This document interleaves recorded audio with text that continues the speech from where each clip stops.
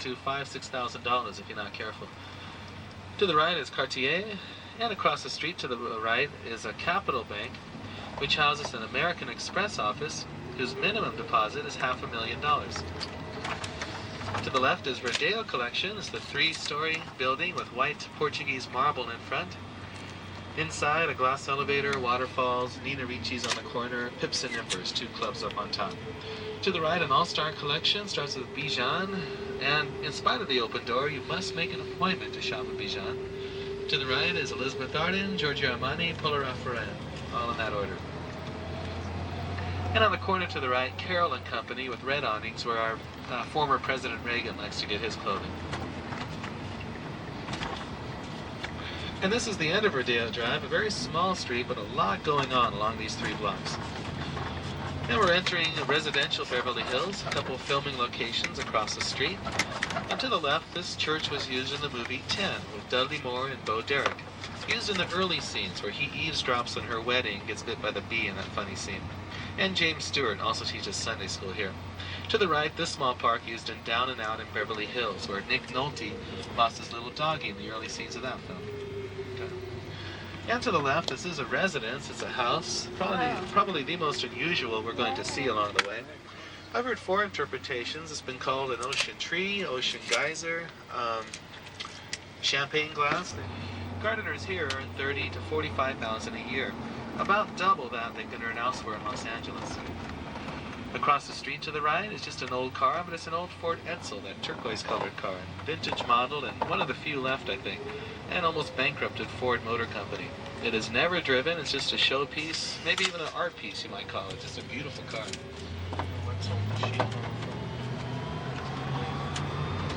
And up ahead to the right, we'll see a gray-brown home with blue shutters, a blue entryway. It is the West Coast home of Rob Reiner. Rob Reiner played the meathead in All in the Family, and it's the kind of brown home with blue entryway.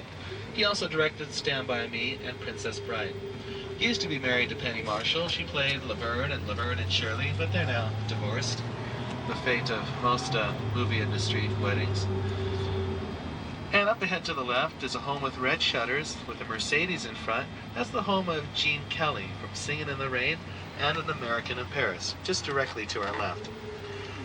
Actually, his house burned down to the ground about 8 years ago. He built it up just as we see, just as it used to look. So very strong sentimental attraction to this location. And on the corner to the right is a peach-colored home. That's the former home of Johnny Weissmuller. He played our most famous Tarzan, lived here till his death, directly to the right. And across the street to the right is a red brick home, the home of Jackie Cooper. I liked him in Our Gang, Little Rascals, as a child actor, since he's been in many, many television shows, and now is a director of comedies and dramas on television. Straight ahead is the Beverly Hills Hotel, more commonly known as the Pink Palace. It is the cultural and social center to Beverly Hills, and it is the ultimate of the 3 hotels we've now seen. This hotel was built in 1911 for $500,000. It was the very first building in Beverly Hills, and this was one big lima bean field and built as a country resort. Recently sold to the richest man in the world, he is the Sultan of Brunei. He bought the hotel for $200 million, has restored it already for an additional $50 million. Brunei being a country near Malaysia or Indonesia, around that area. And again, it was our first building here, in a lima bean field, and remained our only.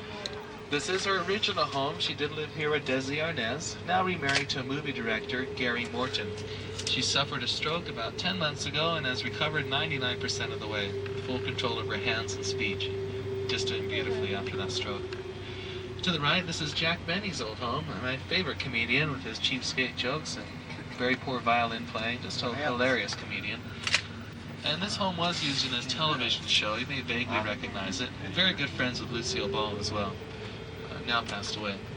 To the right is the former home of Ronald Colman, but now the home of Peter Falk. He plays Columbo and lives here to the right, and he's of course revived that role of Columbo. And to the left, the home that they're doing construction on. This is the former home of Harry James and Betty Grable.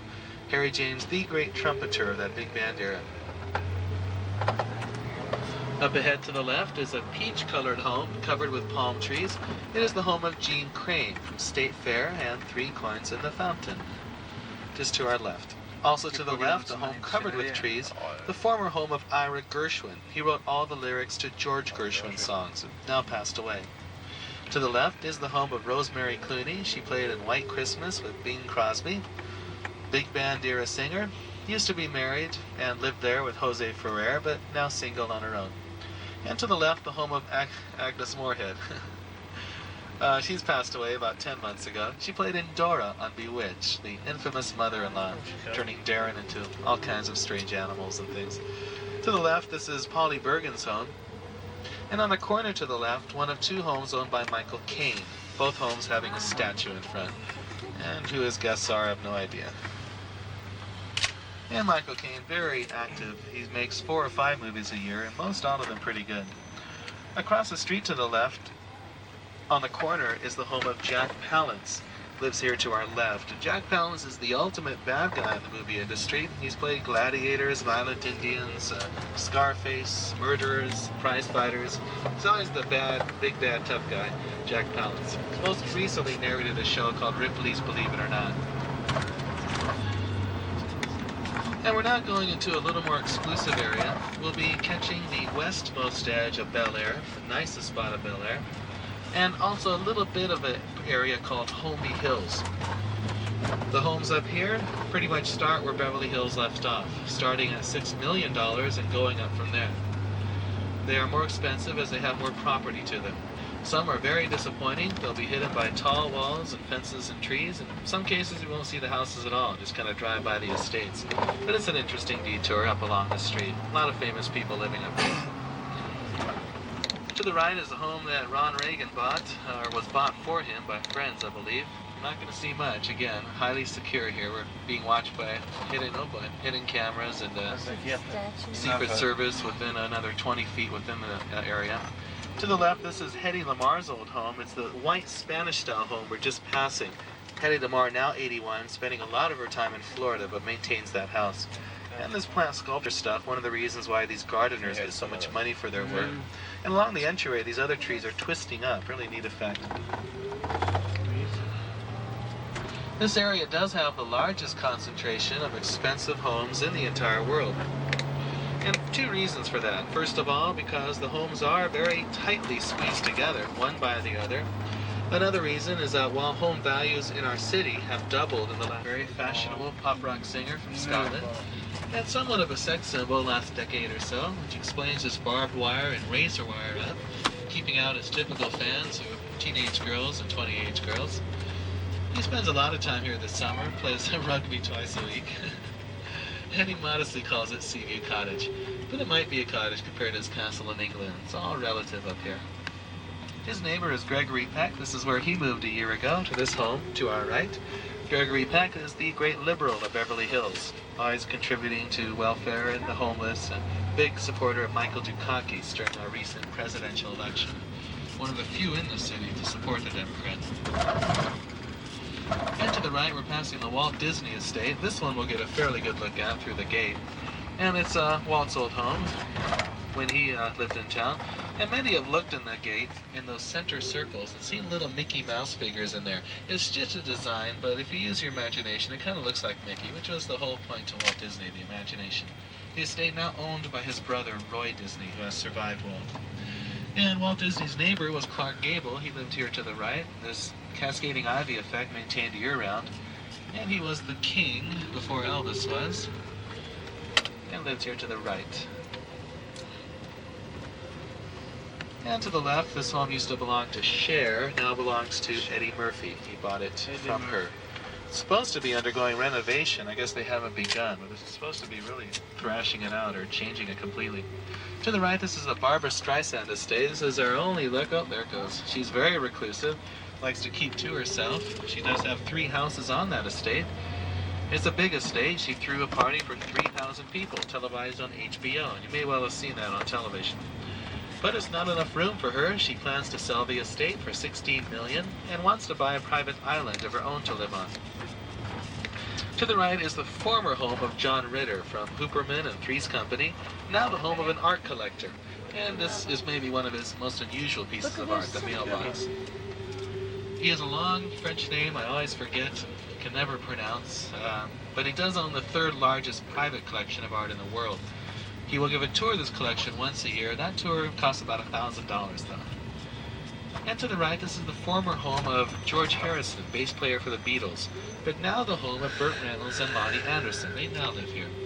They are newlyweds, recently married, but living together for a few years. And in a Hollywood marriage, you kind of have to do that, be very preventative, make sure you're compatible. And I think this marriage is going to last the years.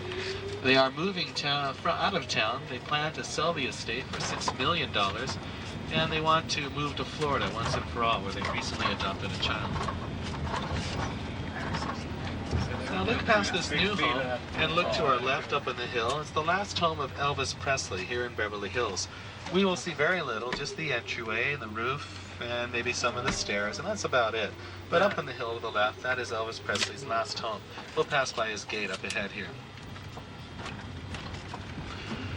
He moved here after his divorce to Priscilla Presley. Now to our left, wanted to stay here, but his fans were breaching his walls, completely tearing apart his house, trying to get souvenirs of Elvis Presley's house. And the last thing he needed was that gross invasion of privacy. So after 3 months, he did move back to Graceland, his final resting place. And that explains why Rod Stewart has all that barbed wire up. Learned his lesson from Elvis. And another temporary resident down here was Errol Flynn, star of Captain Blood, Robin Hood, and Don Juan. My favorite star as a teenager, and still one of my favorites. We'll see his house across the next street and to the left. He lived down here for about 6 months. He is better known for a home on Mulholland Drive. And at that other home, this is his first home here across the street to the left, but at that other home he had installed two-way mirrors and listening devices in all the ladies' restrooms. He said that after using those for about 10 minutes, learned more about his girlfriends than throughout their entire previous to the likes of Elton John and John Lennon. And his building is to our right. 20 years ago, a mail clerk for Paramount Studios, and now one of the big success stories in town. Across the street to the right, we're going to see a building in natural stone. It's called Scandia's Restaurant. Boutique. Some very conservative styles compared to Addiction. They often feature the see-through dresses and lowest bust lines and highest mini skirts, and their mini skirts usually bright orange with beautiful hair. Sometimes help represent what's done on the case. Actually, 85.24 Sunset Strip before TV 77. Back then, it was owned by Dean Martin. It was called Dino's Lodge. Favorite 8 months ago cost $1,000 to participate in. Their initiation fee is $100,000. Joan Rivers' favorite nightclub. She is here February 24th and 25th if you want to see her up close and personal. This is where she'll try out her brand new material before taking it on national television. And also to the right, Clarasol Productions, La Brea Studios, both involved in television commercials.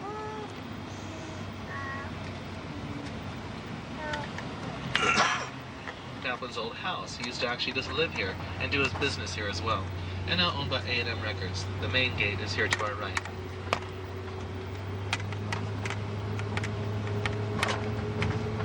Oopsie-daisy. Again, we're headed up to Chinese Theater, where we'll find the hand and footprints of the movie stars in cement. And only the top stars are allowed to pay your $500 initiation fee, get your acting card, and you're an actor. That's all there is to it. We have 62,000 actors in Los Angeles with that status. I don't think we need any more. And they're all vying for a limited amount of positions. And the president is Patty Duke. She had her popular show, Two of a Kind, playing two twins in the 1960s. And the president there used to be Ronald Reagan, at his presidential debut at Screen Actors Guild. And here to the left and right is Hollywood Walk of Fame, this row of pink stars. Continuing down the road about a half mile, a tradition they've been doing for about 20 years, and they commemorate about 1 star per month. And across the street to the left is our third stop, the Chinese Theater. Why Chinese Theater? It was just the most exotic motif that they could think of at the time. It was just considered a very exotic style and image. We used to have an Egyptian theater that was built just after the King Tut discoveries were found. And so that was also considered very exotic at the time. And in that courtyard to the left, we will find the hand and footprints of the stars. I'm going to double back and try to park right in front.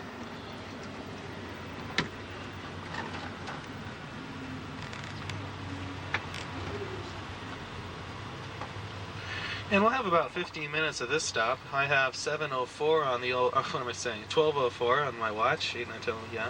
And I'll ask you to get back to the van at about 12:20. That'd be just great. Okay, yeah, I'll be back there. That's okay. Thanks.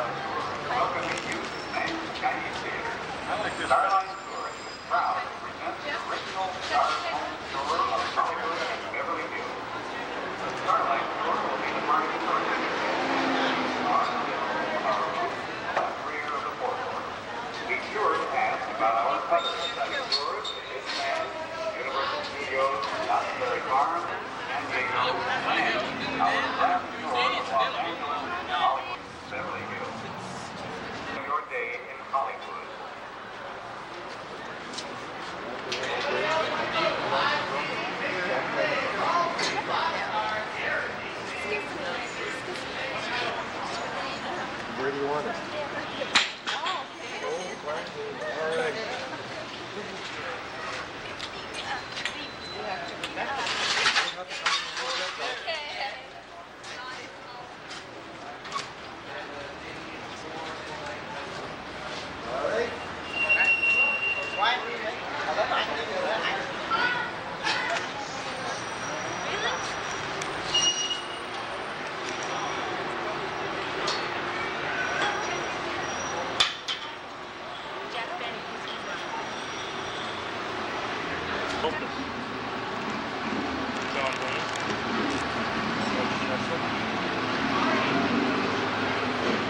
John Travolta.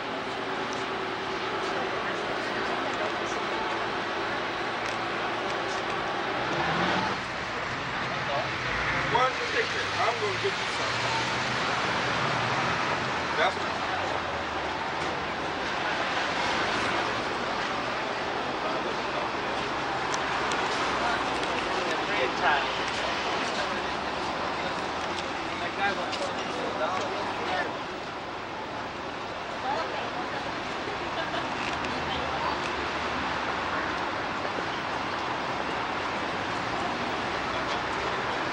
Anybody here want to go to a live TV taping? It's all free. Live. I think Danny.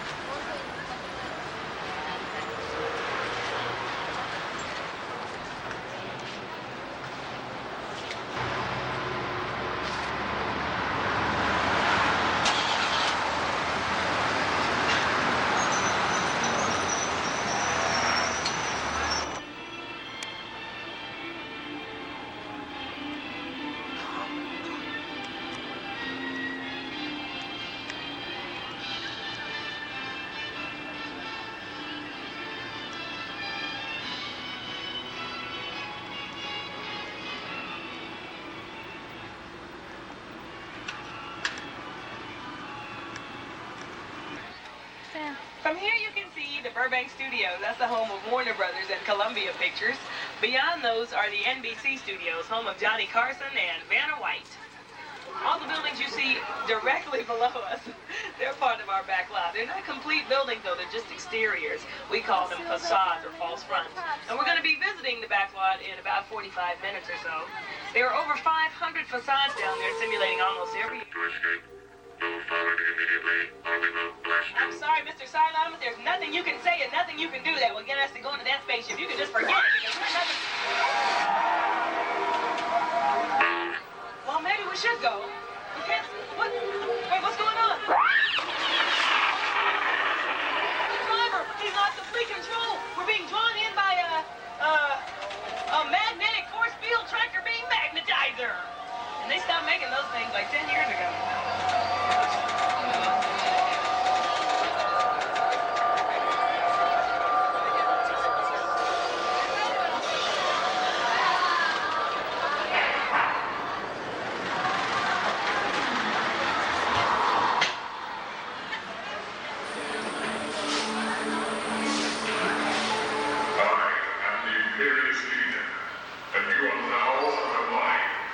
Why have you brought us here? You will be vaporized in 30 seconds. What? Centurion, activate the death beam. Uh-oh. Oh no, we've got to escape! Silence, human. Escape is impossible.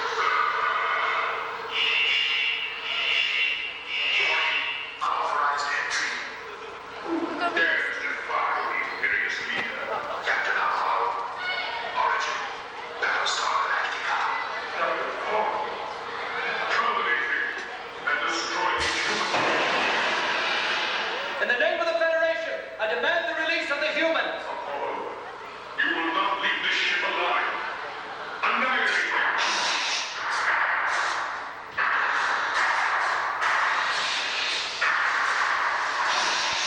Stop him.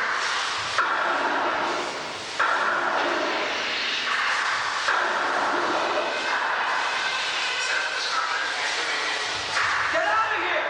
This ship is gonna fall! You will not escape. You and these humans will not survive. Hurry! Get that plane out of here!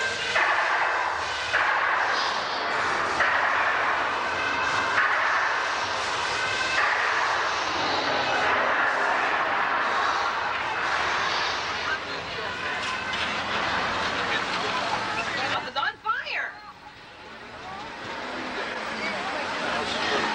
But don't worry, even though the flames are real, the house will never burn down. It's made of a non-combustible material. The charcoal appearance is just black spray paint, and the flames are coming from gas jets located behind the windows. So take a look. As we pass the house, you'll see there's nothing behind it, nothing there. Just a facade, a false front. There are over 500 facades, just like this house on our back lot.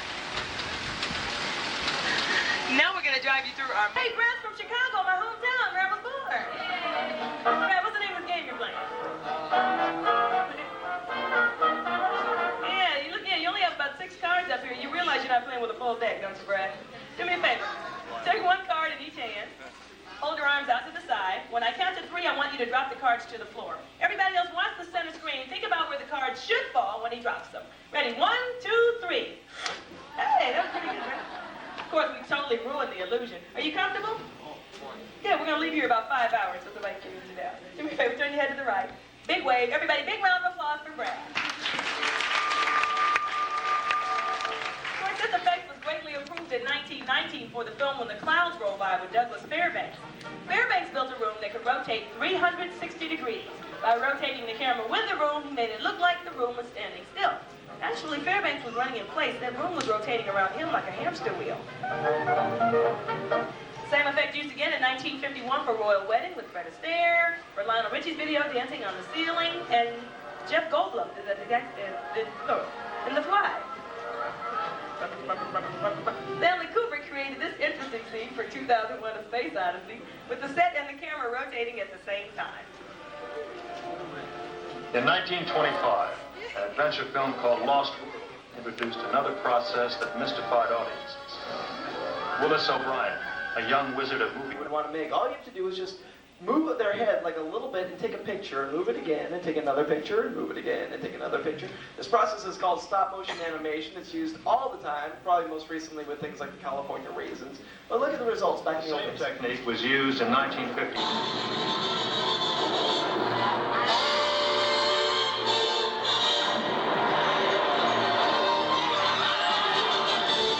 It is often too It's like a Barbie doll, isn't it? Nadine, give us a big wave with your right hand. Big wave with your other right. Yeah, there you go. Nadine, wave to your family out in the audience. They're taking pictures. We want the pictures to come out good so they can show them to your prom date when you turn 18. Did you have fun, Nadine? Good? Was it great? Was it terrific? Okay, get off the bike. And fashion trends nationwide. And it is the best sounding show on TV. But it doesn't start that way. Listen to how a scene sounds when it's photographed. Ready for your cue and gunshots. Julie, go get help. Look around. You're ready to run across the... First, we're going to give the scene a more dramatic feeling by adding music. This is Grammy Award-winning composer and musician Jan Hammer. He not only writes the music for Miami Vice, he performs it as well. On Miami Vice, one of the things we've been able to accomplish is to create a complete sense of mood and atmosphere with music. In this scene, the music must create a sense of danger and dramatic tension, and it must do it in the Miami Vice style.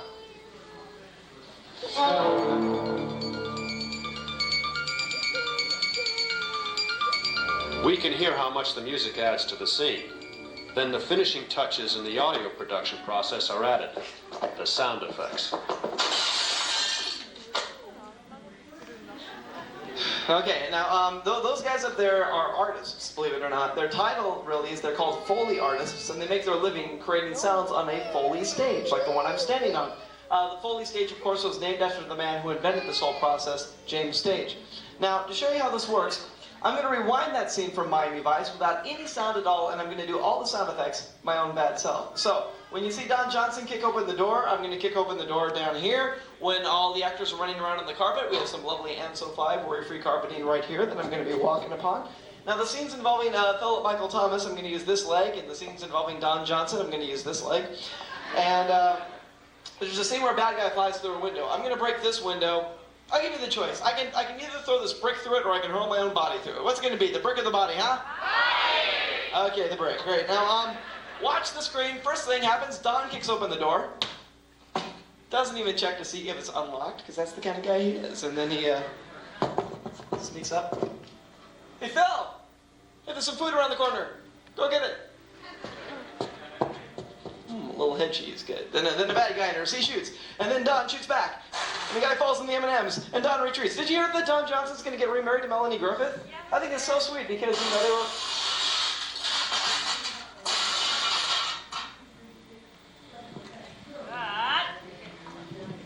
I know, I feel that part every day, and I really want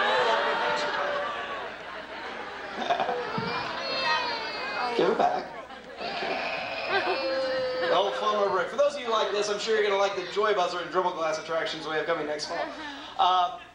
Now, there's another sound up there that we had to add in later, and here's Robert Wagner to tell you all about it. Rob? Gunshots present special... As you can see, a computerized camera is now moving the length of the ship against a black background.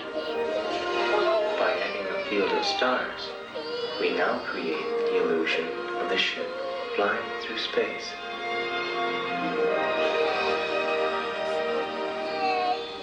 Demonstration complete. Another one of 2010's most spectacular effects involves please.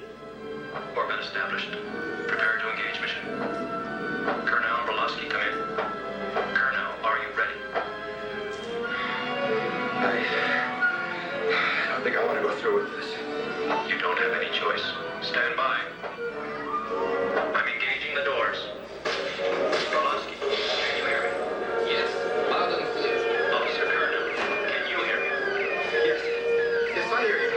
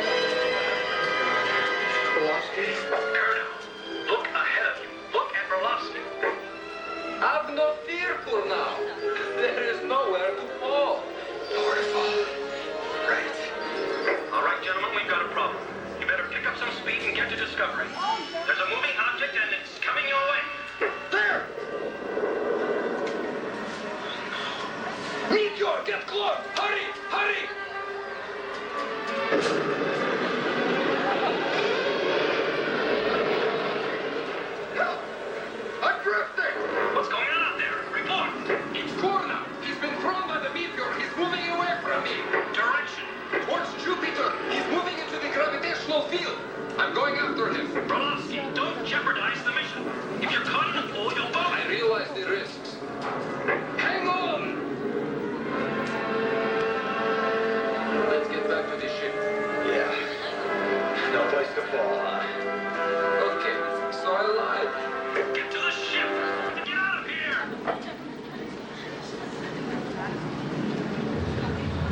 Takes a lot of guts to fly through space with a big hole in your pants like that, huh? All right, fun with Dick and Jamie. Let's have a big round of applause for them, huh? Well, Vector. That's more like it. Let me try and pull myself together. Okay, we'll wait.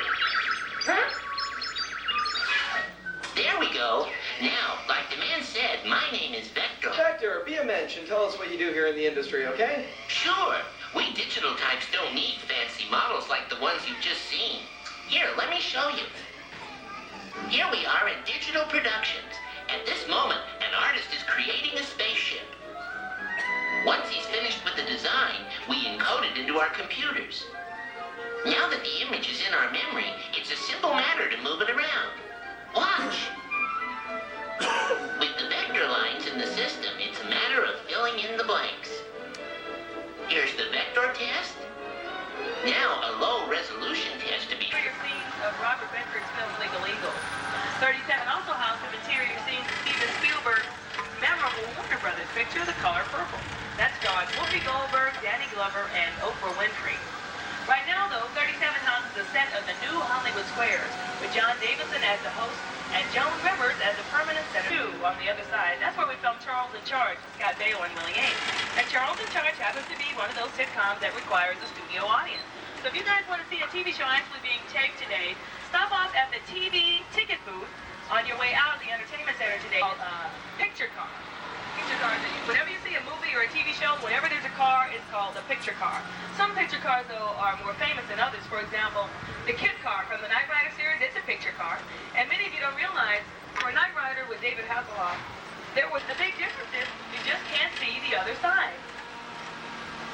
Now, Donald and I, we're going to drive you through the back lot so you can get a little bit of a closer look. But usually, before we go into it, it's better if we get sort of an overview so we'll know where we're going. And the best spot to get an overview is over here on my side where the bridge is. And this bridge is over 70 years old. There hasn't been a lick of maintenance done on this bridge since it's been built either. That's right. So just to be on the safe side, we're not going to cross the bridge today. Instead, we're going to take an alternate route on the other side. If we tried to cross the bridge, we'd never be able to survive because the bridge is too old. The tram is too heavy. We'd never make it. I'm not going to endanger any of your lives. We're just going to take the road on the other. Hello, what are you doing? What's going on? We're supposed to go around the bridge. Yeah, we're supposed to.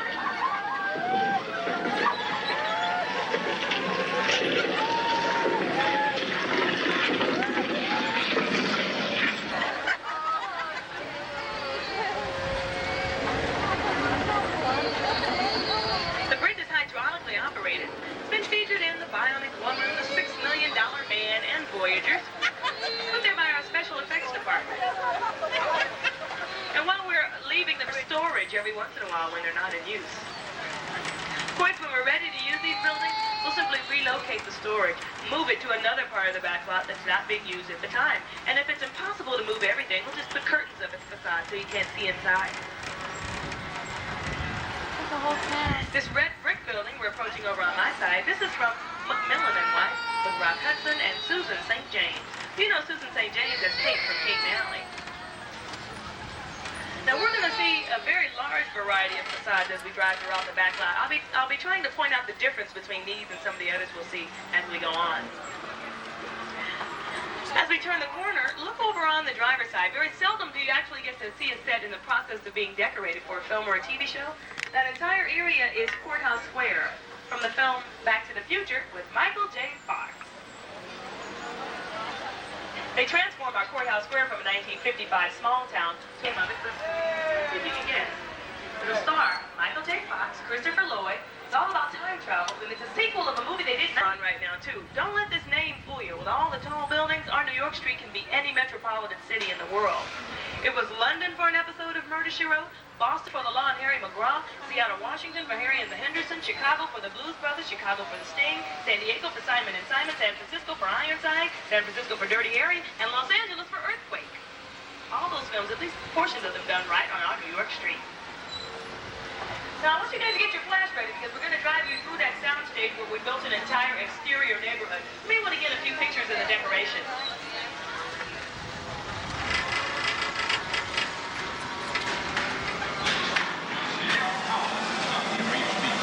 Military units are rushing to the scene. These class sound to the block all built in the back.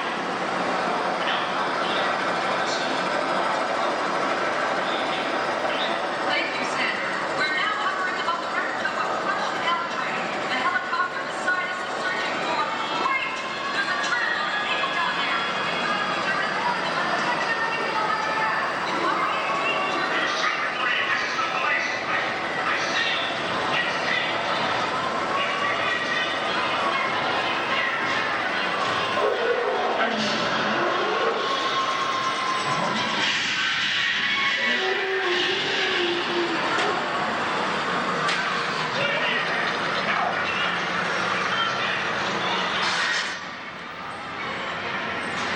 Wait, what's going on? What's on the next corner? Someone's here! Get out!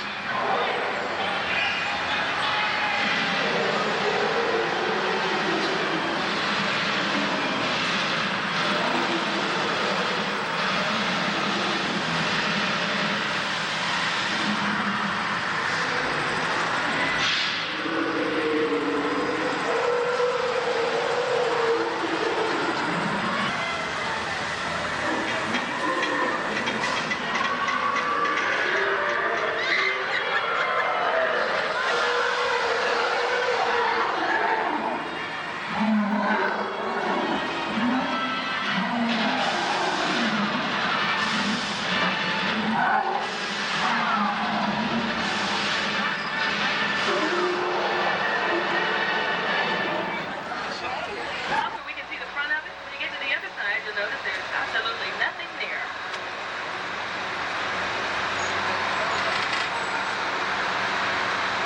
You also notice all the cops over on my side. We leave them here because we'll never know if it'd be nice to leave them again. These Army vehicles are from the movie MacArthur with Gregory Peck. The riverboat, we can see the back of it now. It's just a facade. Built in 1953 for the movie Mississippi Gambler with Tyrone Power. Now, there are a couple of props I want to show you over on the driver's side. First off, you'll see Abraham Lincoln. He's from an episode of Coming of Age. Was the entire Pacific Ocean for McHale's Navy. This was the whole thing. Ernest Borgnine, Tim Conway, and PT-73. There's a rumor that McHale's Navy may have left some underwater explosives in this lake. I think it's just a rumor. Well, maybe it's not a rumor. Hey, Donald, I also heard the bridge was out up here. Maybe we shouldn't go? Oh, boy. Looks like we're going to have to drive right through the Red Sea. You remember from the Ten Commandments? Now be sure to keep your arms and legs inside. Protect your belongings from the water. Remain seated as we cross the Red Sea, please. And before we actually go in and see the large arc on the opposite side of the lake, that's from Fletch Lives, second sequel of Fletch films with Chevy Chase, to be released next month. Oh yeah, watch out for those underwater explosives. There may be a few left.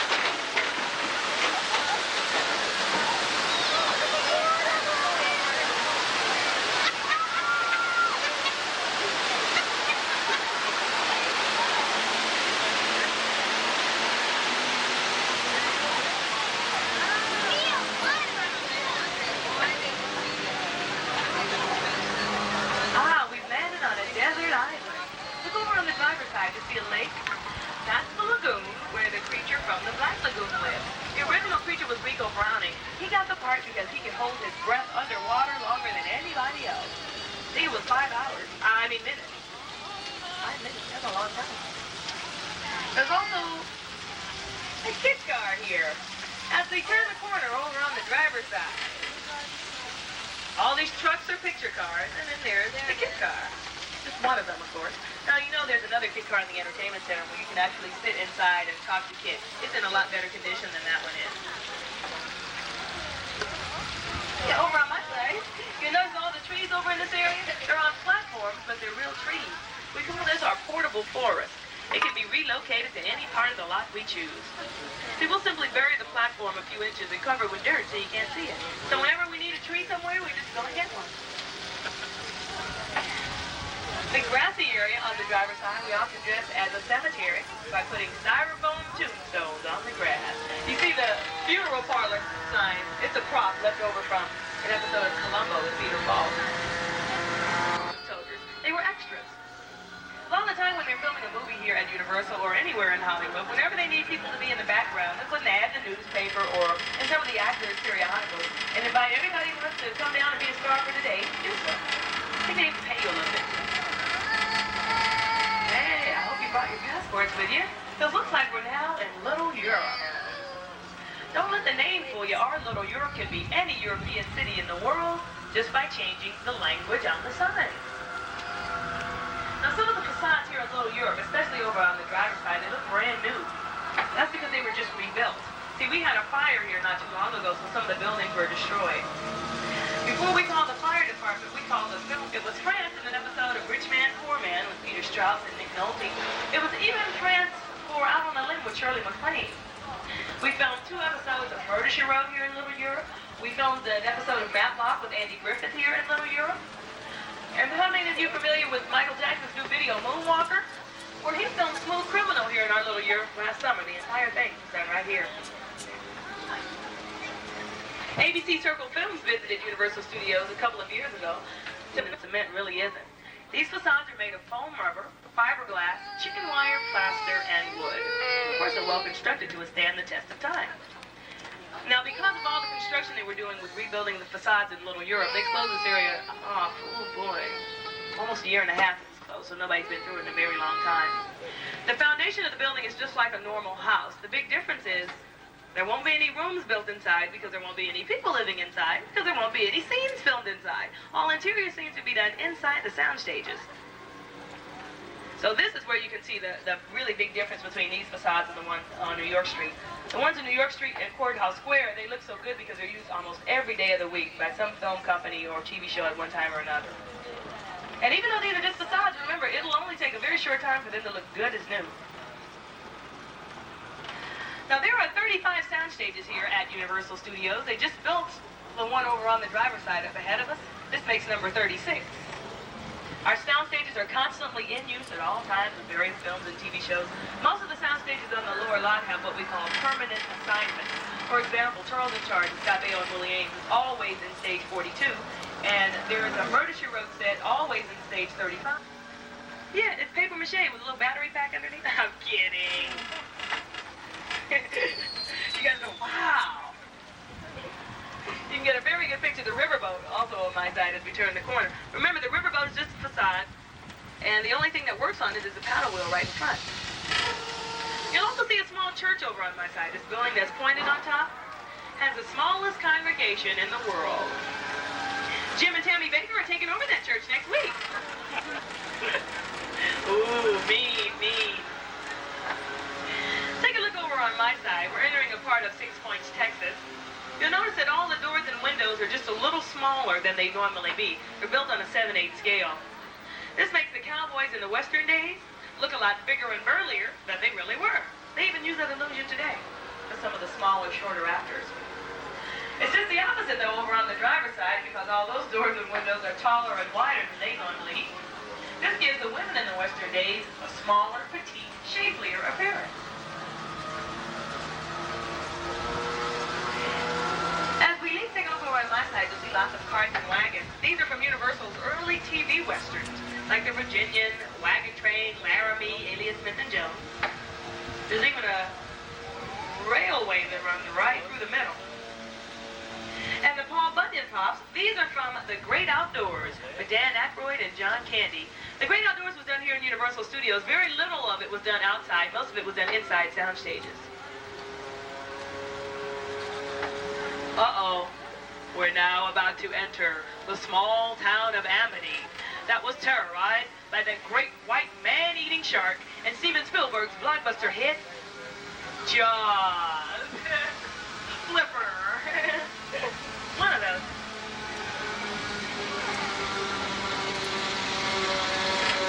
Boy, the lake sure is beautiful today.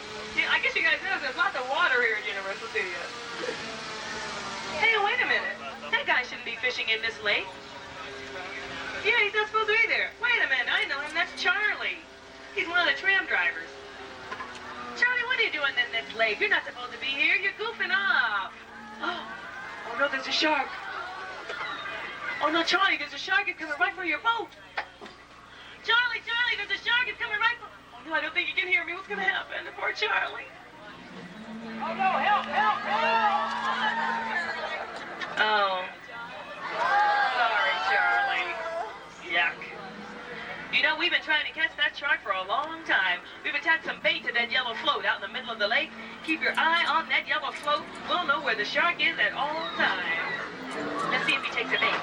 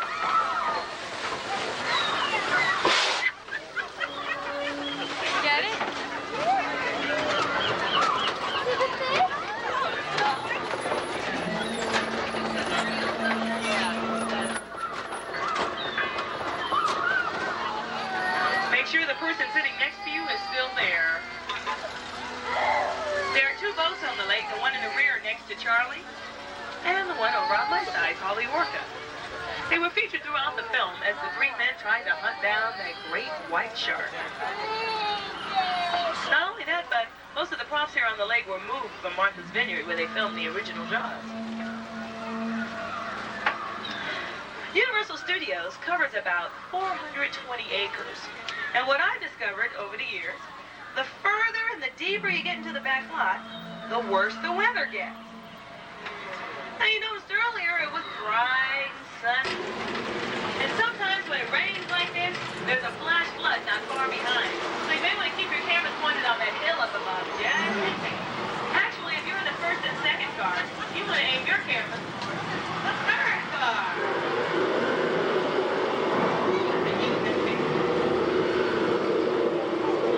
It's not always guaranteed that there'll be a flood, though. I mean, just because it rains. Wait, what's that noise? Oh, no, here it comes. Look out!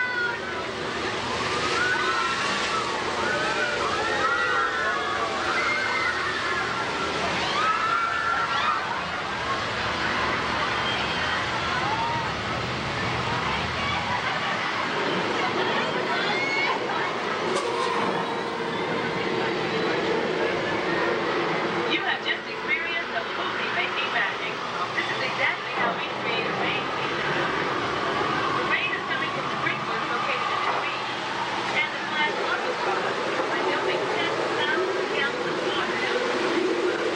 Where in Mars do we make that recycling process? We use that sequence in a short. Hey, looks like we're leaving Mexico now and crossing the border into Texas. This just isn't any old Texas. We call this Six Points, Texas. We call it that because there are 6 different western streets. They all converge onto this one central area. In the silent movie days, you know, they could film 6 different westerns all on the same day just by putting a separate camera crew on each street.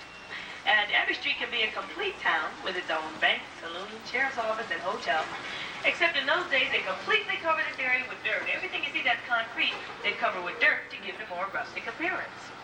Well, take a good look around you, because these are the oldest facades on the lot. These were here before the studio tour even began, prior to 1964. And this is the exact area where Carl Laemmle, the founder of Universal Studios, would set up bleachers, invite the public to come in, watch their favorite silent movie big film. Since sound wasn't a problem, he'd urge the public to boo the bad guys and cheer on the good guys just to add to the effect. Except in those days, Mr. Laemmle would only charge $20.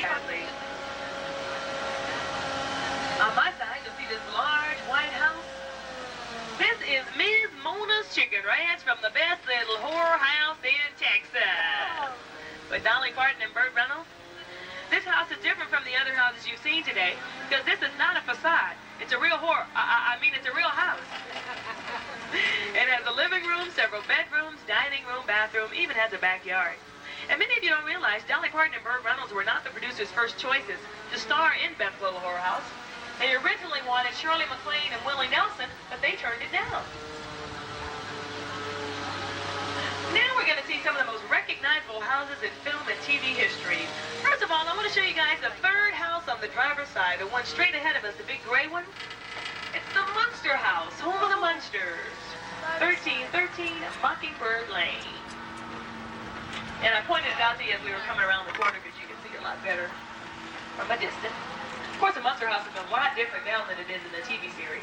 They had to repaint it so it would blend in with the other houses on the street so they could film a movie here called The Burbs, starring Tom Hanks and some Severus. Tom Hanks lives in the gray house over on my side. And the big white house, this is where his creepy neighbors live. They're fixing the house up right now. It used to look a lot worse. Now we call this area Anytown, USA because we can make it look like any town in the USA. They closed this area down for about 4 months last summer so they could film the Burbs. So this is the first time that anybody's been actually to drive through it in a long time. Most of the time, though, even though this is popular for the Burbs now, used to be popular as being the small town of Mayfield from the new and the original Leave It to Beaver series. Like the building with the double doors over on my side, the brick building. This is where little Beaver Cleaver went to school. The church over on my side is where little Eddie Munster went to school. They were, of course, decorated differently at the time. Property warehouse plays a very important part in decorating the sets, making them look authentic.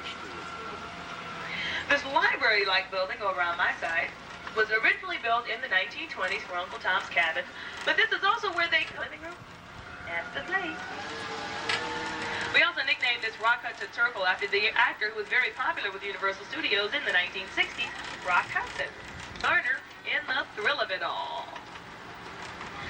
The yellow house on my side is home of the Hardy Boys. The Hardy Boys were Parker Stevenson and Sean Cassidy. This is also where Bruce Dern lives in the Burbs. Now you can see the Munster House again from my side. Corey Feldman lived here in the Burbs. The reason you see all the Greek lettering on the outside is because they turned these homes into sorority houses for an episode of Murder, She Wrote. Rick Dukeman lived in the blue house on the driver's side in the Burbs. And this house on the end on my side was a sorority house and animal house for John Belushi. The green house on the driver's side is where Nancy Drew lived in Nancy Drew Mysteries with Paramount's Sue Martin. The tan house next to it is where Deanna Durbin lived in many of her 1930s musicals. She was a popular child star here. Both those homes recently used in an episode of Matlock with Andy Griffith. And the last house on the driver's side is the House of Seven Gables with Vincent Price. Vincent Price, she never checks out. On the driver's side is the eeriest and most famous house on our back lot. We call it the Psycho House. And the Bates Motel. Now we're going to get a closer look at the Bates Motel and the Psycho House. Actually, you get your best picture of the Psycho House is where we are right now, looking up at it.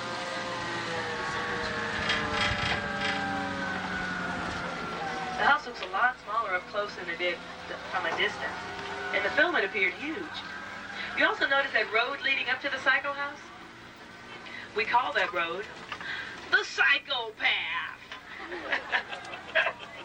Oh, come on, guys, give me a break. I've done that joke over 6,000 times.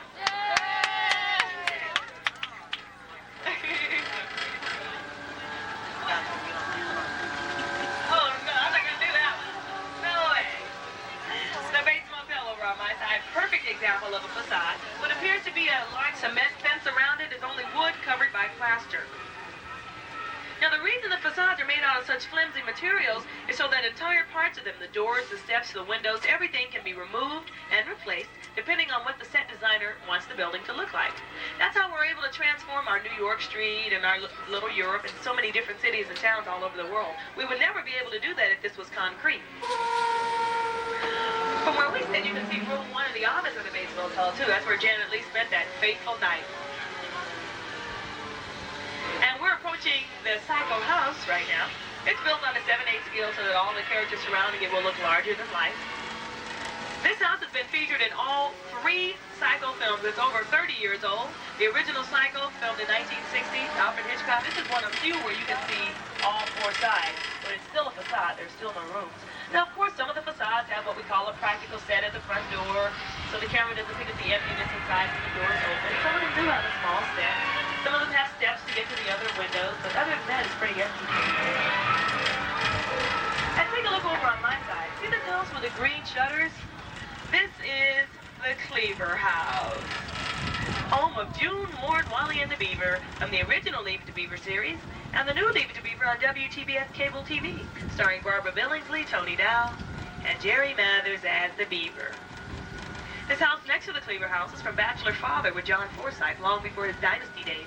Both these homes were in Anytown, USA, but they moved them here when they were filming The Birds. Even though they look a little raggedy, remember, they're just facades. They can be fixed up where they look good as new in no time. Now, before we go too far, take a look at a few things over on the driver's side first.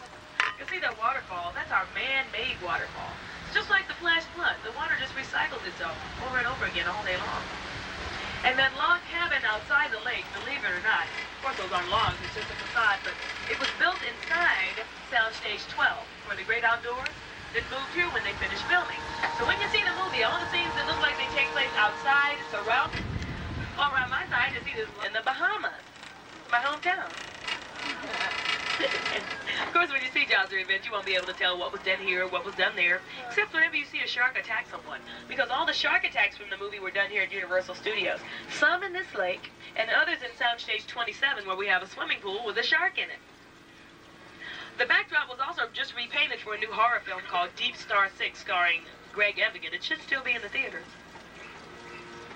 Hey, see what I mean? The further we go, the worse the weather gets. What's this?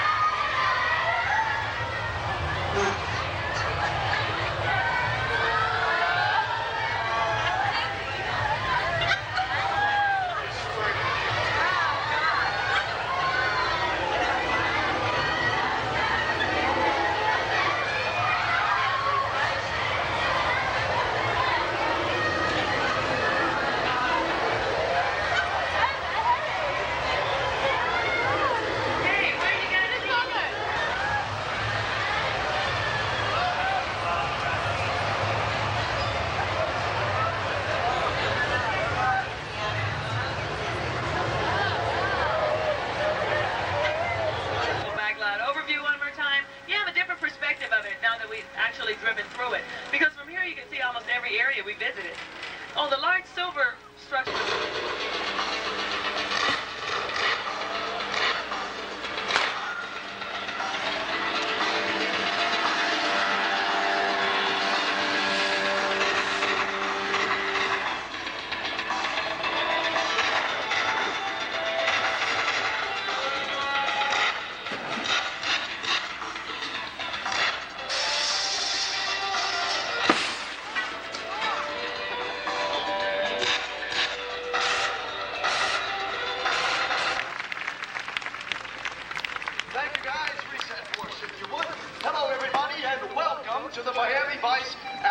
Spectacular.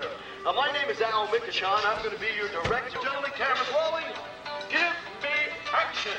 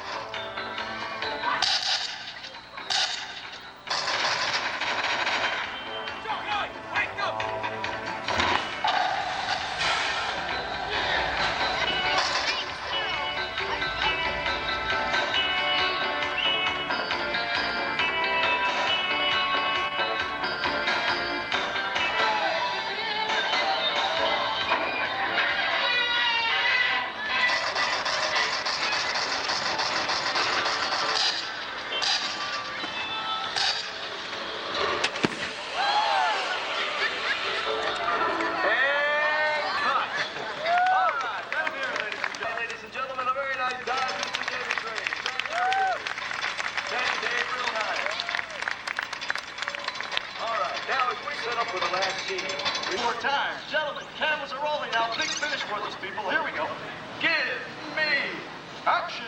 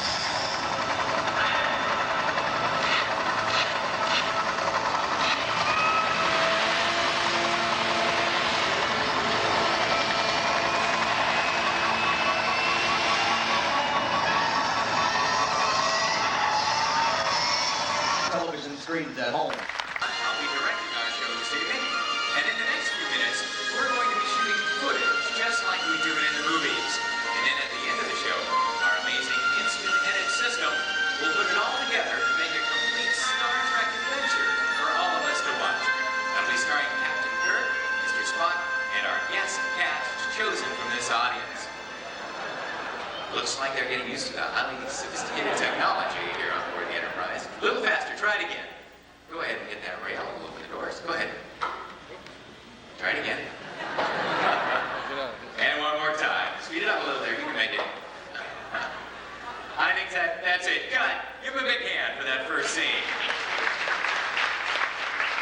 Now the story we're shooting today is about an encounter between the Enterprise, the Klingons, and a third group far more powerful than either one that we'll meet a little later in the show. Hi there, what's your name? Debbie. Debbie, are you familiar with Star Trek? Yes. Do you know whose seat you're sitting in? No. No, it's not Spock. That's close. This is Chekhov, and Chekhov was the navigator on board the Enterprise. So when I point to you, please read this line off the cue card. And now Chekhov was a Russian, so give us your best Russian reading, okay? Now when I point to you, cameras rolling? Captain, I'm picking up a Cleon vessel. That was fine, but we need a little more time. Lead in, please. One more time. Okay, we're going to do that again. Second chance. Here you go. Oscar material. Cameras are rolling. Captain, I'm picking up a Cleon vessel. One more And time. cut. One more time. One more time. We have to wait 3 seconds on the cue before you start talking. Okay, so hang in there. Wait till I point to you, okay? All right, the cameras are rolling.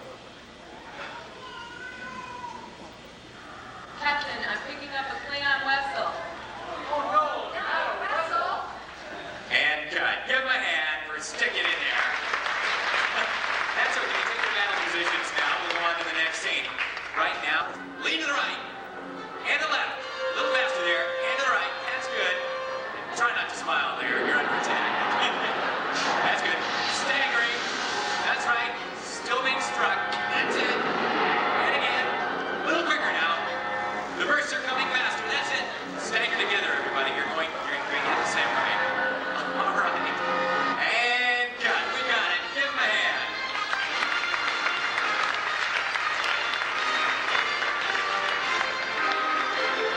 Now, in a few minutes at the end of our show, if you would like to kind of take this home with you today on videotape, someone will be down there in the Starfleet Assistance Desk to show you how to do that. Oh, you over here, we have a couple of stage hands on stage, right? And they're going to help us out. They've also there. That's right. Quickly put them in the holes. You're panicking over here. All right, guys, look at the camera. Face the camera. That's right. Still panicking. And 5. Count along. 4, 3, 2, 1. Meltdown. Oh my. Now hang on a second. Did that look like total meltdown to anybody? I didn't think so. Hit him again, Adrian. Give him a hand. And all of our brave engineers. Oh, we have another stage hand here. Hi there. What's your name? Harry, where are you from? Canada. Canada. Another Canadian helping us here today. Stage hands. That's great. Coming on down. Wonderful. Now, if you're a fan of Star Trek, I'm sure you've heard this line a million times. Beat me up, Scotty. Now, through special authorization from Starfleet Command, for the first time in any galaxy, particularly our galaxy, I'm proud to present to you a fully functional transporter room. Landing party, are you ready to beam down? That's good. Take your place on the pedestal there. Now, landing party, I want to remind you to hold perfectly still during the beam down process. Last show, we had one of the crew members moved, and we're still looking for their ears. Okay, everybody, just scoot back there. Keep your heads up so we can see your faces. We're going to be beaming them away to a distant and mysterious planet we'll visit in a few moments. All right, now, beaming down to predetermined coordinates logged into our computer. Cameras are rolling, and energize.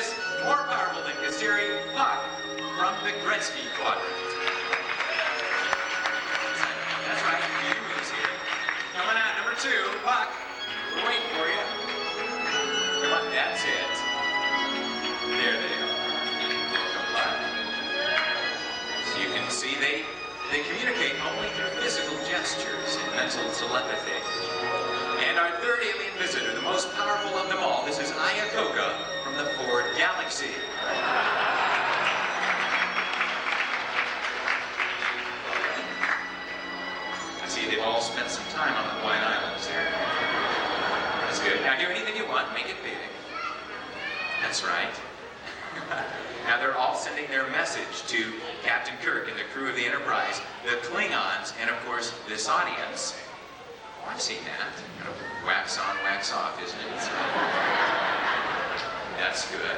Be creative. You can do anything there. That's wonderful. It's Cream's routine. That's great. Oh, I forgot to tell you, it is proper protocol to return this greeting so that it's not misconstrued as an act of aggression against their culture. So break off in groups of 3 and, you know, like this. I don't see everybody doing this out here. Thanks for helping me out. All right, guys, that's it. Give them a big hand. We got it. Thank you, aliens. Thank you very much. That's great. Now, if you have seen Star Trek 3, the motion picture, I am sure that you will recognize the set from a Klingon bird of prey. That green thing back there is a dragon hound, a kind of a green pit bull, the captain's personal pet. And you're about to meet now the cream of the Klingon warrior elite, a big boo for the Klingon warriors. That's it, Klingons. Pull out your chairs. Have a seat back down there. That's great. And now, ladies and gentlemen, the meanest of all Klingons, the Klingon captain.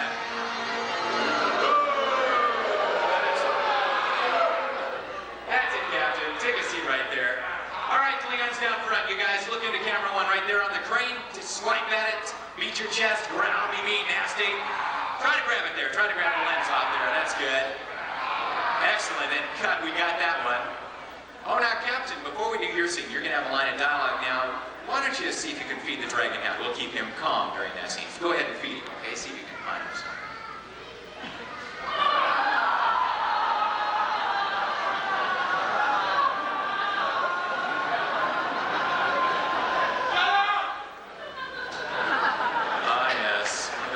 Tasteless jokes we throw in once in a while. All right, Captain, you have a line of dialogue here. When I point to you, Captain, that's okay. You let him hang in there with a bone. You look at this line of dialogue here, and as soon as I point to you, say that mean and loud. So, camera's rolling. Wait till I point to you, okay?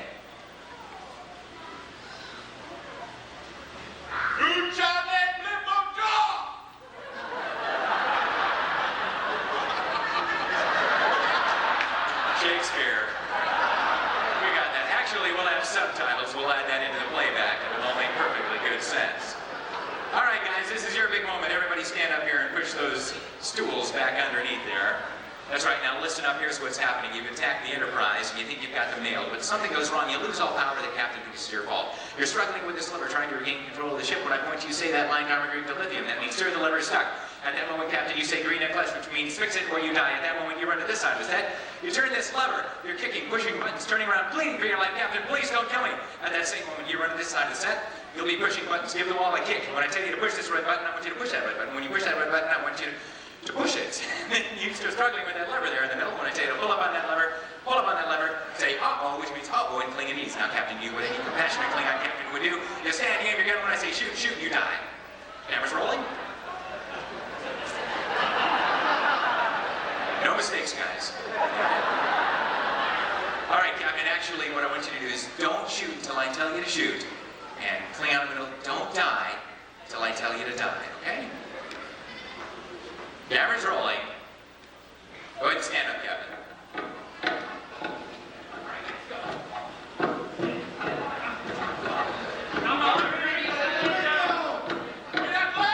All right, guys, you're panicking. Run to either side of the ship. That's it, Captain. You're furious, shaking your fist. That's it. Turn the handle. That's right. Pleading for your life, Captain. Please don't kill me. Please don't kill me. Face the camera. That's good. Yes. Please don't kill me. That's it. Struggling. Knees knocking. Get ready to push that button. When I tell you to push that button, are you ready? Push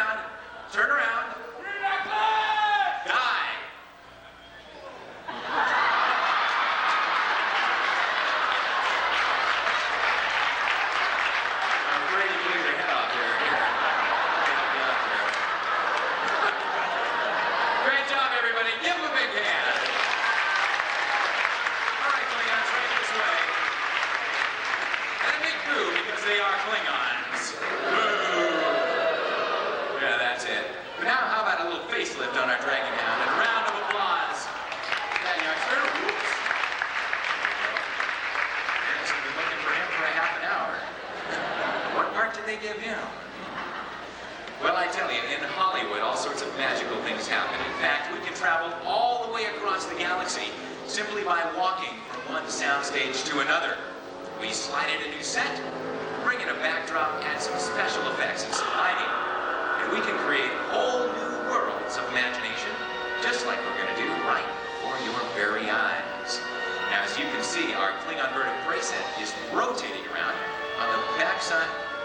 Oh, it's our alien preceptors. They're back again. That's nice. Thank you very much. Now this is the life form that was on Echo 7. Lights are on, but nobody's home, I guess. Thank you anyway. This is a life form that lives on Akama 7. Actually, this is a man-eating tentacled beast. Very small, but very powerful, and it'll come into play in just a couple of minutes in our story.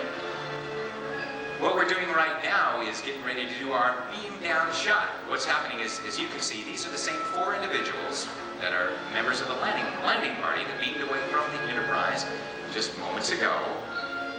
You saw them disappear. What's happening now? They will reappear, and that's all done in camera up there. It's an in-camera special effect, actually within our computer systems.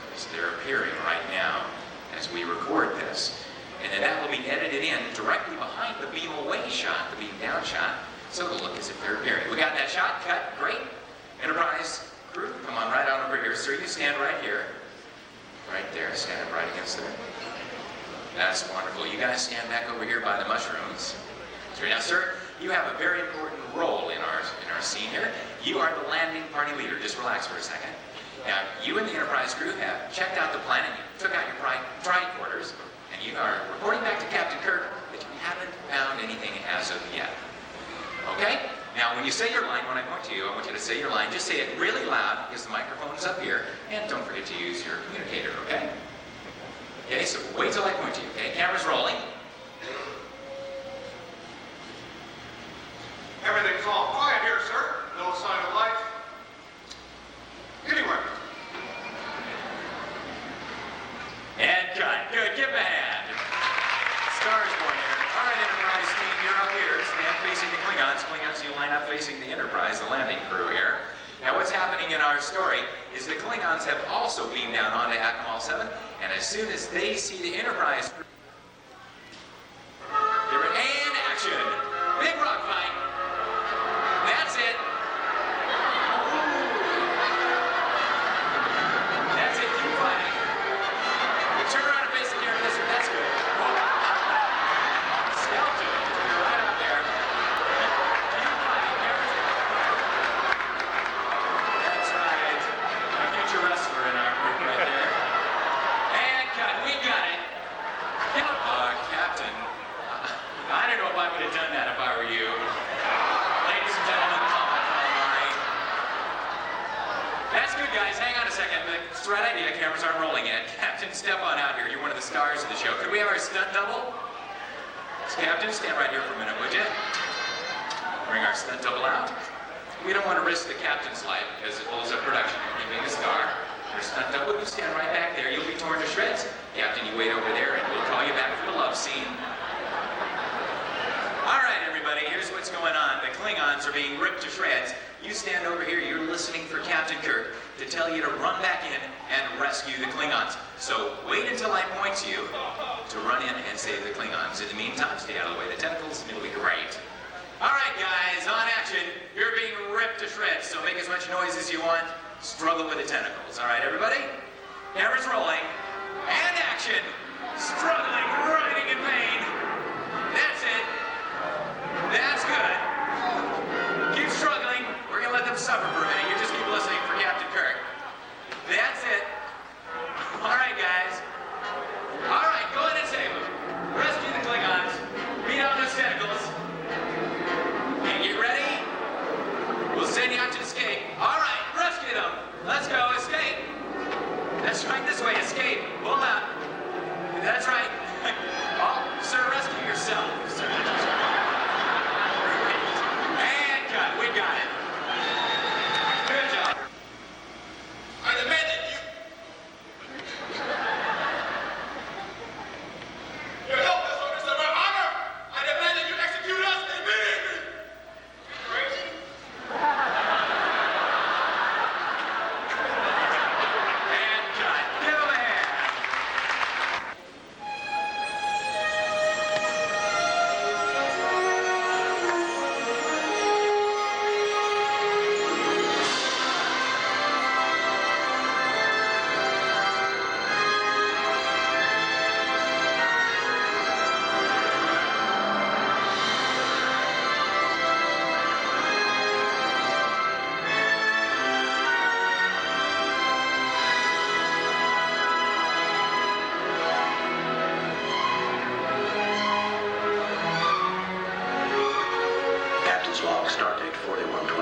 7. We are en route to Akumal 7, an obscure planet on the border of the Klingon neutral zone. Starfleet Command has directed us to investigate strange signals which have been received from the planet. Although this is a dangerous mission, I am confident in the capabilities of my new crew, who are seasoned professionals, intently serious about their mission. The best assembled crew in the entire Starfleet Command. I am proud to serve. Mr. Spock has picked up an unusual energy force emanating from the planet. A pattern I've never seen before.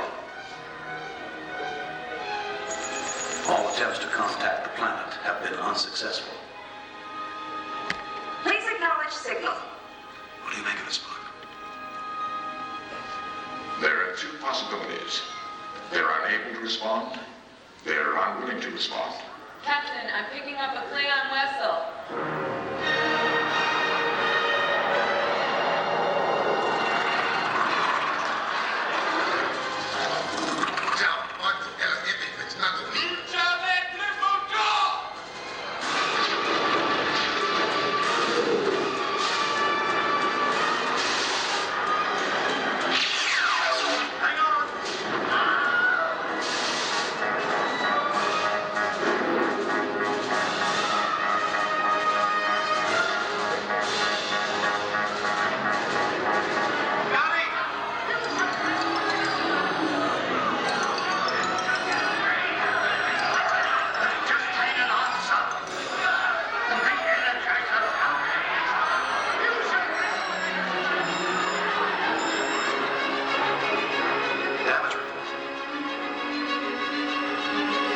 They knew exactly where to hit us.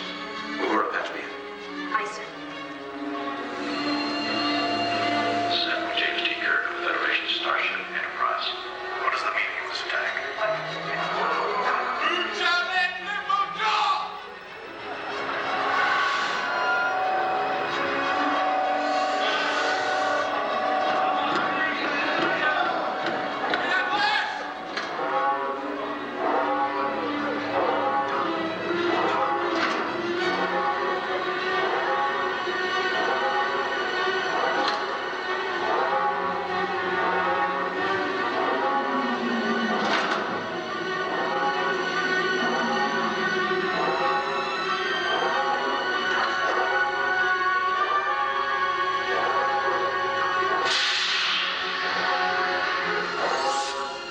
Captain's log supplemental.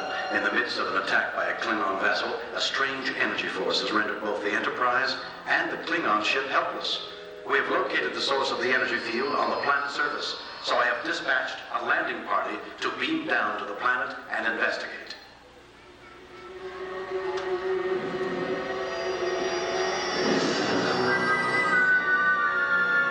Quiet here, sir. No sign of life. Anywhere. Spock. Scanning.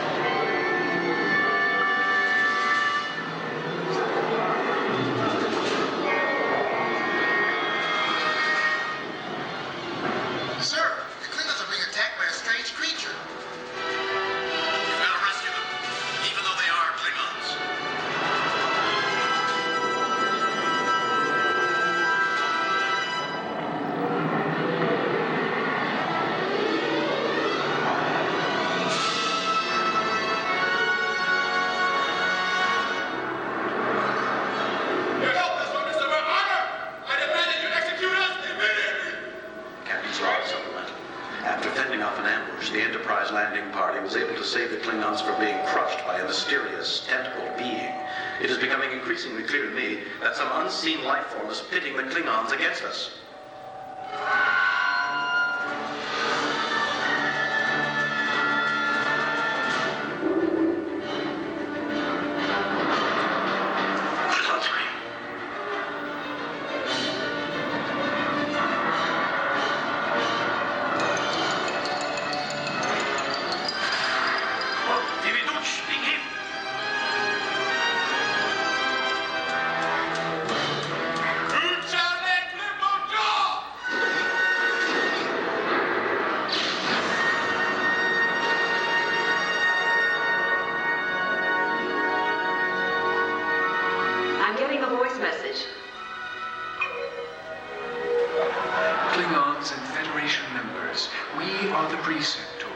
the teachers. All you have experienced here has been illusion, a test to see if you are capable of peaceful coexistence. While your cultures are primitive, we believe there is great hope for you are not as different from each other as you may believe. Learn our lesson well, for if you fail to become allies, the other path will bring your ruin. Farewell.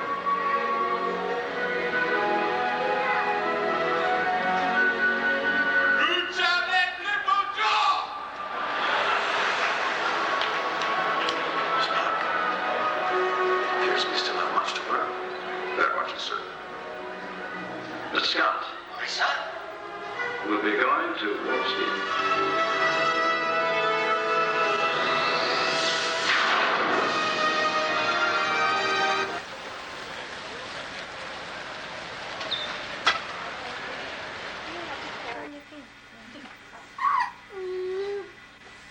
Serious? Just doing yoga. Are you? What are you doing? This is right. In that position? Do you see it? It was flashing.